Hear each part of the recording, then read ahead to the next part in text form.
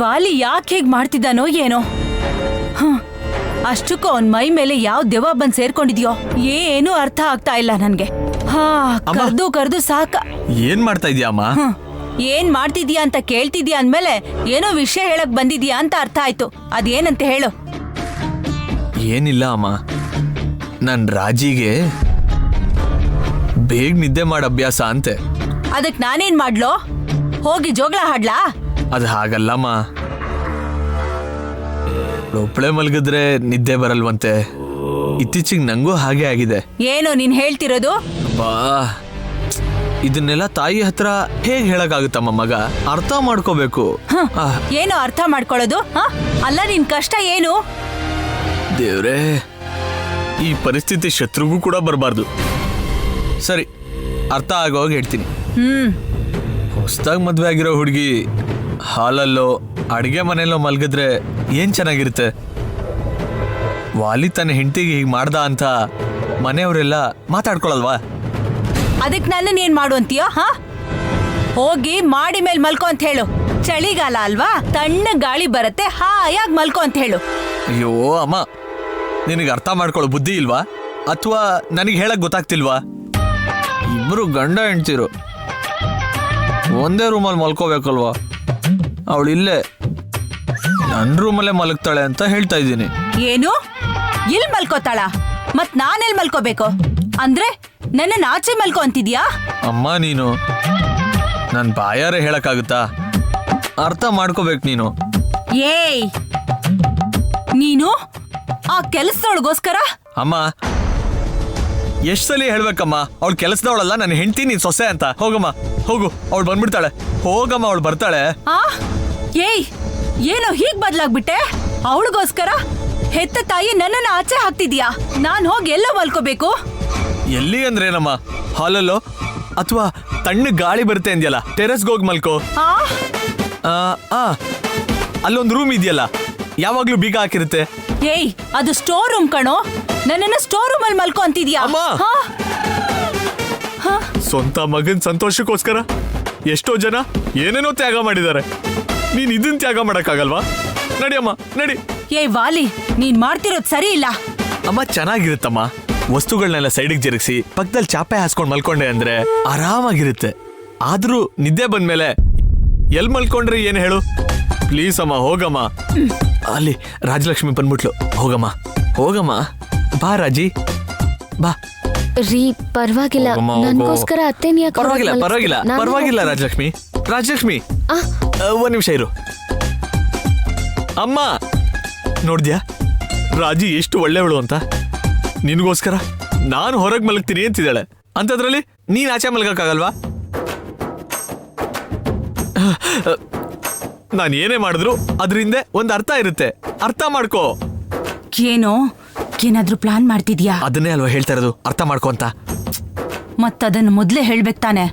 ಸರಿ, ನಾನು ಹೋಗ್ತೀನಿ. ಬೆಳಗ್ಗೆ ಅಷ್ಟೊತ್ತಿಗೆ ಎಲ್ಲ ಮುಗಿಬೇಕು. ಆಗುತ್ತಮ್ಮ, ನನ್ನ ಪ್ಲಾನ್ ನಾನು ಮಾಡಿ ಮುಗಿಸ್ತೀನಿ. ಸರಿ, ನೀನು ಹೋಗು. ಸರಿ, ನಡಿ ನಡಿ. ಅಷ್ಟು ಬೇಗ ಇವರಲ್ಲಿ ಇಷ್ಟು ಬದಲಾವಣೆ ಹೇಗ್ ಬಂತು? ಅತ್ತೆನೂ ಹೀಗೆ ಬದಲಾದ್ರೆ ತುಂಬಾ ಚೆನ್ನಾಗಿರುತ್ತೆ. ಸ್ಟೋರ್ ರೂಮ್ ಅಲ್ಲಿ ಅಲ್ಲ ಕಣೋ, ಫುಟ್ಪಾತ್ ಮೇಲೆ ಮಲ್ಗು ಅಂದ್ರು ಮಲ್ಕೋತೀನಿ. ಓಕೆ, ಹೋಗು.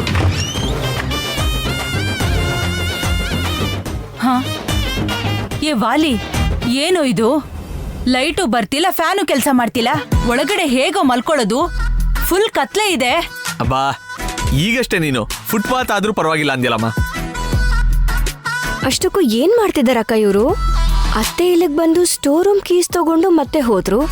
ಅಷ್ಟಕ್ಕೂ ಏನ್ ಮಾಡಕ್ ಹೋಗ್ತಿದನ್ ವಾಲಿ? ಸರಿ ಬಿಡು, ನನ್ ಪಾಡ್ ನಾನೇನೋ ಅನುಭವಿಸ್ತೀನಿ. ಆದ್ರೆ ಇವತ್ ಒಂದೇ ದಿನ, ನಾಳೆ ಅವಳು ಇರೋದಿಲ್ಲ ಅಲ್ವಾ? ಆದ್ರೆ ಹುಷಾರು ಕಣೋ, ನೀನ್ ಏನೇ ಮಾಡಿದ್ರು ನೀನ್ ಮಾಡ್ದಾಗಿರ್ಕೂಡ್ದು. ಹಾಗೆ ಮಾಡ್ತೀನಮ್ಮ, ನಾನ್ ನೋಡ್ಕೋತೀನಲ್ಲ. ನೀನು ಹೋಗು, ಹೋಗಿ ಈಗ. ಅಷ್ಟಕ್ಕೂ ನೀನ್ ಏನೋ ಮಾಡ್ತಿದ್ಯಾ? ಹೇಳಿದ್ರೆ ವರ್ಕೌಟ್ ಆಗಲ್ಲ ಅಮ್ಮ. ಈ ಸಲ ಹೇಳ್ದೇನೆ ಮಾಡ್ತೀನಿ ನೋಡು. ಸರಿ, ಏನಾದ್ರು ಬೇಕಾದ್ರೆ ನನ್ನನ್ ಕರಿ, ಬಾಗ್ಲ ಹತ್ರನೇ ಮಲ್ಗಿರ್ತೀನಿ. ಆಯ್ತಮ್ಮ, ಹೋಗು, ಹೋಗೀಗ, ಹೋಗು. ಅಮ್ಮ, ನಾನು ಟೇಬಲ್ ಫ್ಯಾನ್ ತರ್ತೀನಿ.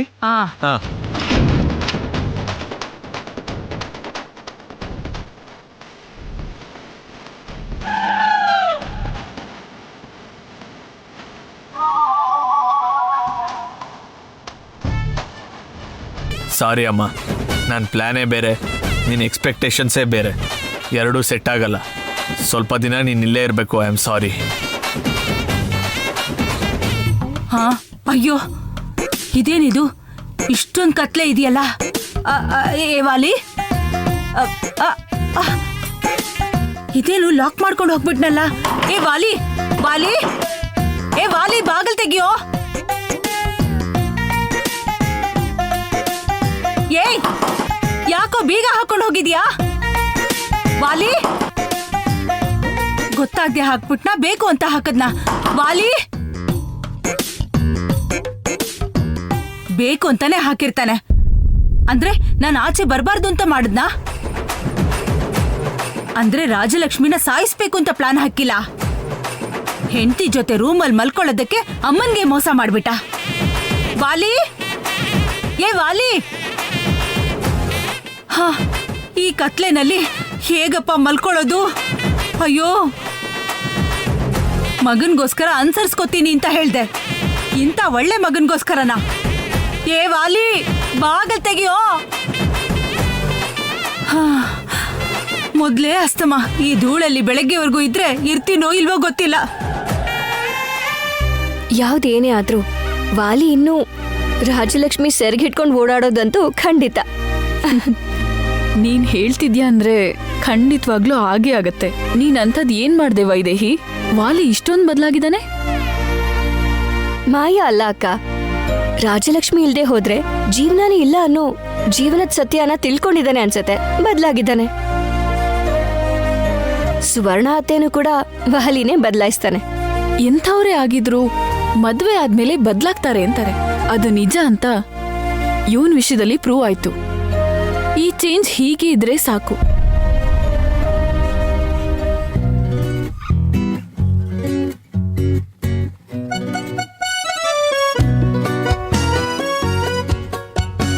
ಬಾವಾ, ಇಲ್ಲಿದ್ಯಾ?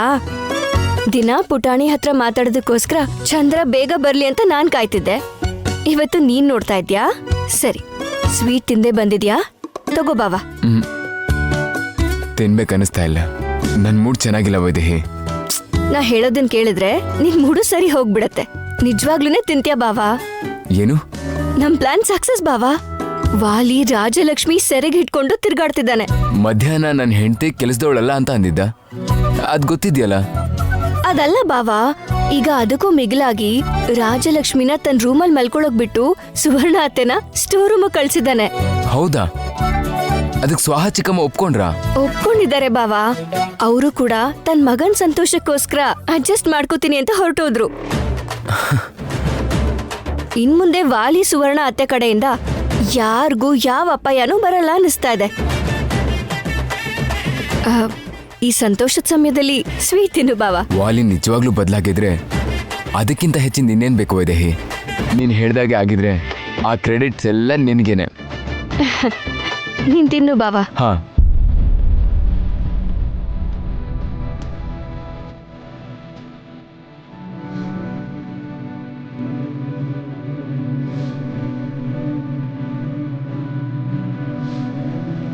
ಅಷ್ಟಕ್ಕೂ ಈ ಕ್ರೆಡಿಟ್ ನಂದಲ್ಲ ಬಾವಾ, ನಮ್ದು, ನಮ್ಮಿಬ್ರದು. ಇನ್ನೂ ವಾಲಿ ಸಮಸ್ಯೆ ಮುಗ್ದ ಹಾಗೇನೆ. ಇನ್ನು ಉಳ್ದಿರೋದು ಆ ಶಾಪ ಮಾತ್ರ. ಅದು ಕೂಡ ಹೊರಟು ಹೋದ್ರೆ ಎಲ್ಲ ಸಮಸ್ಯೆಗಳು ಹೋದ ಹಾಗೆ. ನಿಜಾನೇ. ಆದ್ರೆ ಆ ಶಾಪ ಕಳಿಬೇಕು ಅಂದ್ರೆ ಒಡವೆ ಎಲ್ಲಿದೆ ಅಂತ ಗೊತ್ತಾಗ್ಬೇಕು. ಆದ್ರೆ ಅದ್ರ ಬಗ್ಗೆ ಹೇಗ್ ತಿಳ್ಕೊಳ್ಳೋದು? ಏನ್ ಮಾಡಿದ್ರು ಗೊತ್ತಾಗ್ತಾ ಇಲ್ವಲ್ಲ. ಇಲ್ಲ ಬಾವಾ, ಗುರುಗಳು ಹೇಳಿರೋ ಸಮಯಕ್ಕಿಂತ ಮುಂಚೆನೆ ಸಿಗತ್ತೆ. ನನಗ ನಂಬಿಕೆ ಇದೆ, ಏನೋ ನಮ್ ಪುಟಾಣಿನೇ ದಾರಿ ತೋರ್ಸತ್ತೇನೋ. ಪುಟಾಣಿ,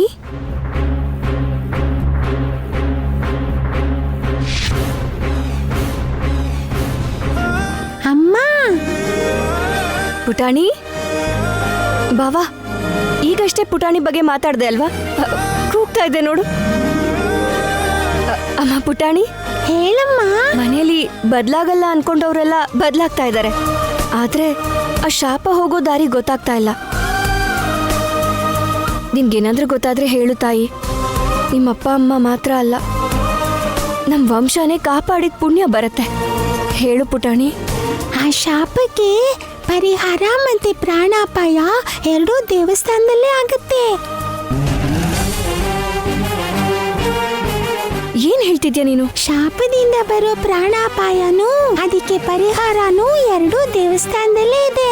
ವೈದೇಹಿ, ನಮ್ಮ ಮಗು ಏನ್ ಹೇಳ್ತಾ ಇದ್ದಾಳೆ? ಶಾಪಕ್ಕೆ ಪರಿಹಾರ ದೇವಸ್ಥಾನದಲ್ಲೇ ಇದೆಯಂತೆ ಬಾವ. ಹೌದಾ? ಅಂದ್ರೆ ದೇವ್ರ ಆಭರಣ ದೇವಸ್ಥಾನದಲ್ಲಿ ಎಲ್ಲೋ ಇದೆ ಅಂತ ಅಲ್ವಾ? ಏನೋ ಬಾವ, ಒಡವೆಗಳೇ ಇದೆಯೋ ಅಥವಾ ಒಡವೆ ಬಗ್ಗೆ ತಿಳ್ಕೊಳ್ಳೋ ದಾರಿ ಸಿಗತ್ತೋ, ಆದ್ರೆ ಅದೇ ದೇವಸ್ಥಾನದಲ್ಲಿ ಪ್ರಾಣಾಪಾಯ ಕೂಡ ಇದೆಯಂತೆ ಬಾವ. ಪ್ರಾಣಾಪಾಯನ? ಹೌದು ಬಾವ, ಶಾಪದಿಂದಾಗಿ ಪ್ರಾಣಾಪಾಯ ಇದೆ ಅಂತ ಗುರುಗಳು ಹೇಳಿದ್ರು ಅಲ್ವಾ, ಅದು ದೇವಸ್ಥಾನದಲ್ಲೇ ಇರೋ ಹಾಗಿದೆ. ಇದೆಲ್ಲ ನಿಜ ಅನ್ನೋದಾದ್ರೆ ಅದಕ್ಕೆ ಹೇಳ್ದ ಹಾಗೆ ಅಪ್ಪ ಆತ್ಮಾಗ್ ಬಂದಿರೋದು ಕೂಡ ನಿಜನೇ ಆಗಿರ್ಬೇಕಲ್ವಾ ವೈದೇಹಿ?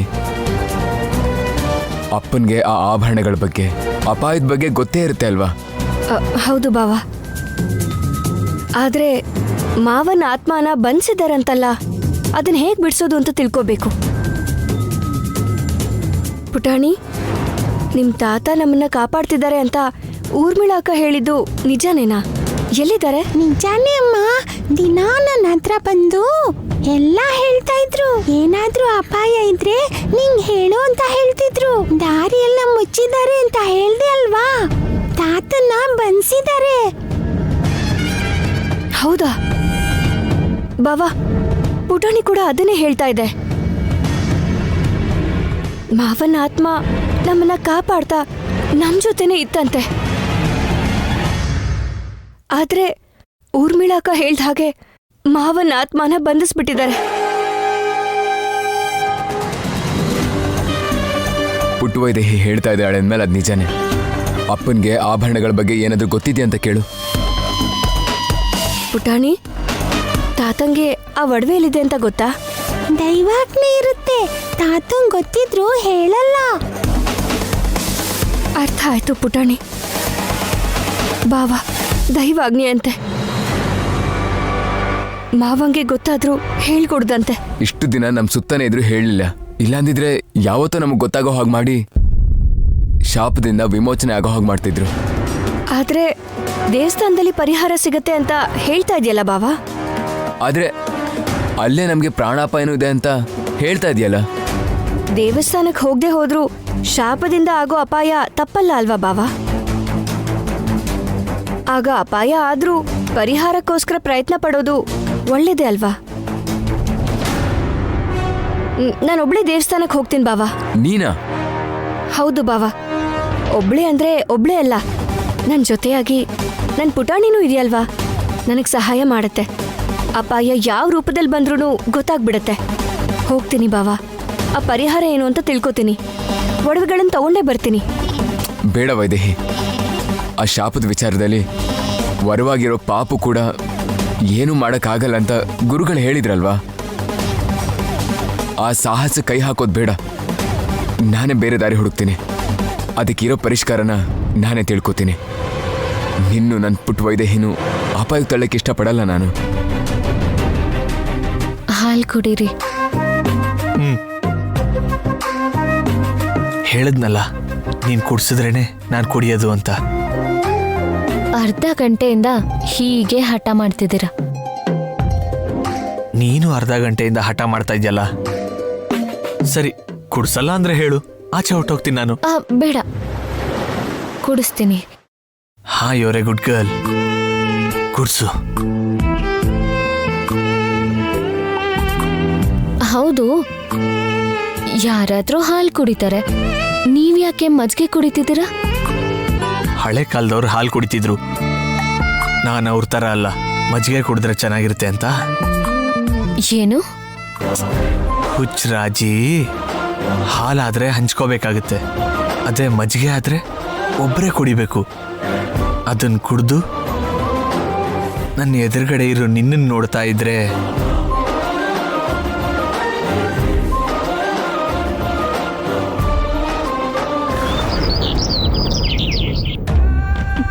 ಅತ್ತೆ, ನಿಮ್ಮ ಮಗನ ಆತ್ಮನ ಹೇಗಾದ್ರೂ ಬಿಡಿಸ್ಬೇಕು ಅತ್ತೆ. ಈ ಗಂಡಾಂತರದಿಂದ ಅವರೊಬ್ರೆ ನಮ್ಮನ್ನ ಕಾಪಾಡೋಕ್ ಸಾಧ್ಯ. ಗುರುಗಳ ಹತ್ರ ಈ ವಿಷಯನ ನಾವು ಹೇಳ್ಕೊಂಡ್ರೆ ಅವರೇ ಯಾವ್ದಾದ್ರು ದಾರಿ ತೋರಿಸ್ತಾರೇನೋ. ಅವರಿಂದ ಆಗೋದೇ ಆಗಿದ್ರೆ ನಾವು ಕೇಳೋ ಅವಶ್ಯಕತೆನೇ ಇಲ್ಲ ಕೌಸಲ್ಯ. ಅವರೇ ಒಂದು ಪರಿಹಾರ ಹೇಳಿರೋರು. ಅವ್ರು ಇವಾಗೇನು ಹೇಳ್ದೆ ಇರ್ಬೋದು ಅತ್ತೆ, ಆದ್ರೆ ಬೇರೆ ಯಾರ ಕಡೆಯಿಂದ ಆದ್ರೂ ಸಲಹೆ ಕೊಡಿಸ್ಬೋದಲ್ವಾ? ಇಲ್ಲ ಯಾವ್ದಾದ್ರೂ ಪೂಜೆ ಮಾಡಿ ಅಂತ ಹೇಳ್ಬೋದು. ಒಂದ್ಸಲ ಗುರುಗಳ ಹತ್ರ ಮಾತಾಡೋಣ. ವೈದೇಹಿ, ವೈದೇಹಿ, ವೈದೇಹಿ. ಅಮ್ಮ, ವೈದೇಹಿನೇನಾದ್ರೂ ನೋಡಿದ್ರಾ? ವೈದೇಹಿ ಕೆಳಗೆಲ್ಲೂ ಇಲ್ಲ, ಮೇಲೆ ಇರ್ಬೇಕಲ್ಲ. ಮೇಲಿರ್ಲಿಲ್ಲ ಅಮ್ಮ. ಇನ್ನೆಲ್ಲಿ ಹೋಗಿರ್ತಾಳೆ? ಏನಾಯ್ತಮ್ಮ? ಏನಾಯ್ತು ದೇವಾಂಶ್? ವೈದೇಹಿ ಊರ್ಮಿಳ ಹೊರಗಡೆ ಹೋದ್ರು ಕಣೋ. ಆಚೆನಾ? ಒಂದ್ ವೇಳೆ ದೇವಸ್ಥಾನ ಹತ್ರ ಏನಾದ್ರು ಹೊರಟೋದ್ಲಾ? ಹೌದು ಅಜ್ಜಿ, ವೈದೇಹಿ ಔಷಧಿ ಬೇಕು ಅಂತ ಹೇಳಿದಕ್ಕೆ ಆಯುರ್ವೇದ ಶಾಪ್ಗೆ ಊರ್ಮಿಳ ಕರ್ಕೊಂಡು ಹೋದ್ಲು. ಪರಿಸ್ಥಿತಿ ಬೇರೆ ಸರಿ ಇಲ್ಲ. ಅಪಾಯ ತಲೆ ಮೇಲೆ ಇದೆ ಅನ್ನೋದು ಗೊತ್ತು ತಾನೆ. ಇವರಿಬ್ರು ಯಾಕೆ ಆಚೆ ಹೋದ್ರು? ಹೌದು, ಏನಾದ್ರೂ ಬೇಕಾದ್ರೆ ತರಿಸ್ತಾ ಇದೀವಿ ಅಲ್ವಾ, ಯಾಕೆ ಹೋಗಕ್ ಬಿಟ್ಟೆ? ನಾನು ಬೇಡ ಅಂತ ಹೇಳಿದೆ ಅಜ್ಜಿ. ಪಕ್ಕದಲ್ಲೇ ಅಲ್ವಾ, ಹೋಗ್ಬಿಟ್ಟು ಬರ್ತೀವಿ ಅಂತ ಹೇಳಿದ್ರು. ಹೇಳ್ದೆ ಯಾಕೆ ಹೋದ್ರಿ ಇವರು? ಒಂದ್ ಮಾತಾದ್ರೂ ನನ್ನ ಹತ್ರ ಹೇಳ್ಬೇಕಿತ್ತಲ್ವಾ? ಯಾಕೋ ದೇವಾಂಶ್ ಅಷ್ಟೊಂದು ಟೆನ್ಷನ್ ಮಾಡ್ಕೋತಾ ಇದ್ಯಾ? ಅದು ಅಣ್ಣ, ವೈದೇಹಿ ಮೊಬೈಲ್ನ ಮನೇಲೆ ಬಿಟ್ಟು ಹೊರಟೋಗಿದ್ದಾಳೆ. ನೀನೊಂದ್ಸಲ ಅದಕ್ಕೆ ಕಾಲ್ ಮಾಡು.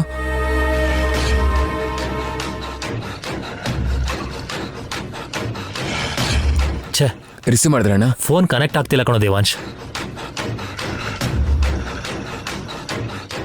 ಸಿಗ್ನಲ್ ಸಿಗದೆ ಇರೋದು ದೇವಸ್ಥಾನದ ಹತ್ರನೇ. ಅಂದ್ರೆ ಅವ್ರು ದೇವಸ್ಥಾನಕ್ಕೆ ಹೋಗಿರ್ಬಹುದಾ? ದೇವಸ್ಥಾನಕ್ಕ? ಹಾಗಿದ್ರೆ ಅಲ್ಲಿಗೆ ಹೋಗ್ತೀವಿ ಅಂತ ಹೇಳ್ಬೋದಿತ್ತಲ್ವಾ? ಯಾಕಂದ್ರೆ ನಾನು ದೇವಸ್ಥಾನಕ್ಕೆ ಹೋಗೋದು ಬೇಡ ಅಂದಿದ್ದೆ. ಅದಕ್ಕೆ ಯಾರಿಗೂ ಹೇಳ್ದೆ ಹೋಗಿದ್ದಾರೆ ಅಂತ ಅನ್ಸುತ್ತೆ. ದೇವಸ್ಥಾನಕ್ಕೆ ಯಾಕೋ ಹೋಗ್ಬೇಡ ಅಂದೆ? ದೇವಸ್ಥಾನದಲ್ಲಿ ಶಾಪಕ್ಕೆ ಪರಿಹಾರ ಸಿಗುತ್ತೆ ಅಂತ ಹೋಗ್ತೀನಿ ಅಂದಿದ್ರು. ಆದ್ರೆ ಅದೇ ದೇವಸ್ಥಾನದಲ್ಲೇ ಅಪಾಯನೂ ಕಾದಿದೆ ಅಂತ ಅವಳೇ ಹೇಳಿದ್ಲು. ಅದಕ್ಕೆ ಬೇಡ ಅಂತ ಹೇಳಿದ್ದೆ. ಆದ್ರೆ ಪರಿಹಾರಕ್ಕೋಸ್ಕರ ಅಪಾಯನ ಮೈ ಮೇಲೆ ಹಾಕೋತಾ ಇದ್ದಾಳೆ ಅನ್ಸುತ್ತೆ. ಅಲ್ಲ, ದೇವಸ್ಥಾನಕ್ಕೆ ಹೋಗಿದಾರೋ ಇಲ್ವಂತ ತಿಳ್ಕೊಳ್ದೆ ಯಾಕೆ ಇಷ್ಟೊಂದು ಟೆನ್ಷನ್ ಮಾಡ್ಕೋತಾ ಇದೆಯಾ? ಇಲ್ಲ ಅಣ್ಣ, ಸಿಗ್ನಲ್ ಸಿಗದೆ ಇರೋದು ಅಂದ್ರೆ ದೇವಸ್ಥಾನದ ಹತ್ರ ಮಾತ್ರ. ಆದ್ರೂ ಟೆನ್ಷನ್ ಮಾಡ್ಕೊಳ್ಳೋ ಅವಶ್ಯಕತೆ ಇಲ್ಲ. ಊರ್ಮಿಳ ಜೊತೆಲೇ ಇದ್ದಾಳಲ್ವಾ? ಈಗಲೇ ಮೆಸೇಜ್ ಮಾಡ್ತೀನಿ, ಬೇಗ ಬಂದ್ಬಿಡಿ ಅಂತ ಹೇಳ್ತೀನಿ. ಒಂದು ವೇಳೆ ಸಿಗ್ನಲ್ ಸಿಕ್ಕು ಮೆಸೇಜ್ ನೋಡಿದ್ರೆ ಬಂದ್ಬಿಡ್ತಾರೆ.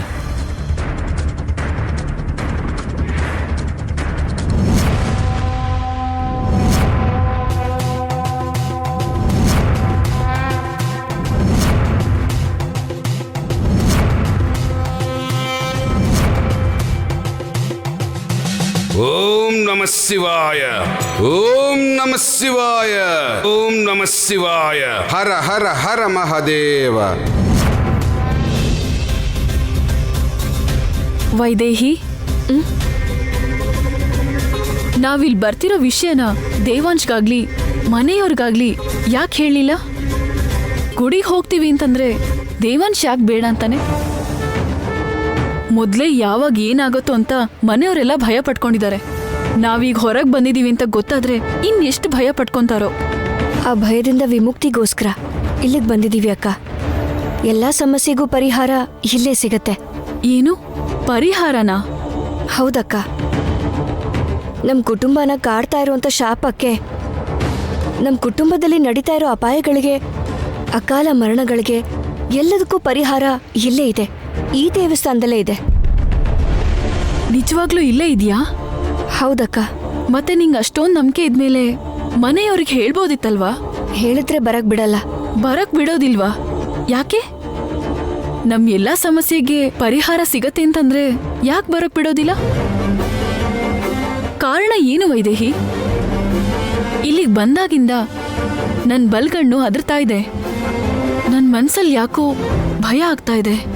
ಏನಾದ್ರೂ ಆಗೋದ್ರಲ್ಲಿದ್ಯಾ ವೈದೇಹಿ? ಕ್ಷಮಿಸ್ಬಿಡು ಅಕ್ಕ, ನಿನ್ಗೆ ನಿಜ ಹೇಳ್ದೆ ಕರ್ಕೊಂಬಂದ್ಬಿಟ್ಟೆ. ಪರಿಹಾರದ ಜೊತೆಗೆ ಅಪಾಯ ಕೂಡ ಇಲ್ಲೇ ಇರೋದು.